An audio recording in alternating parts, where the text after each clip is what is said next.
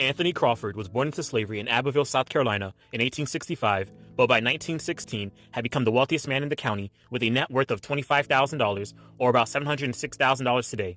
He had bought up as much as 600 acres of land, 427 of which he kept for himself and gave the rest out to his family. A founder of the Industrial Union of Abbeville County, which he devoted to the advancement of black people, he advocated for blacks to never tolerate disrespect, saying, quote, "The day a white man hits me is the day I die," unquote.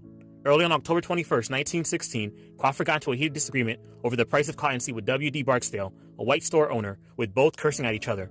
As Crawford left the store, one of Barksdale's employees followed him outside and started beating him with an axe handle. Crawford's cries for help caught the attention of Sheriff R.M. Burtz, who arrested Crawford and brought him to jail as a growing mob of whites started joining in on the beating. Released on bail, the white mob chased Crawford into a cotton mill boiler room where he grabbed a nearby hammer to defend himself, hitting a white man named McKinney Can before the rest of the mob overpowered him. Despite the mill workers coming to his defense, Crawford had been stabbed multiple times and severely beaten by the time Sheriff Burtz arrived to arrest Crawford again.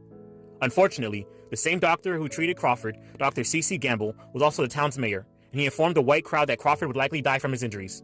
Still wanting to punish Crawford for cursing at and injuring white men, around 3 p.m., the mob of 400-plus white people stormed the jail, disarmed Sheriff Burtz, and dragged Crawford down 3 flights of stairs to Cheers, where they proceeded to beat him with rocks, wooden boards, jump on, and spit on him.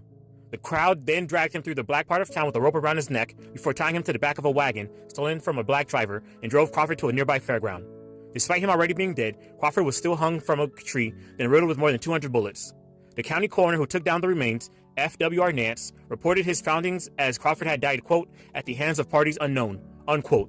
On October 23, 1916, Abbeville voted to expel all of Anthony Crawford's 12 sons, 4 daughters, and other relatives out of the county. They also voted to close down all the black-owned businesses in Abbeville.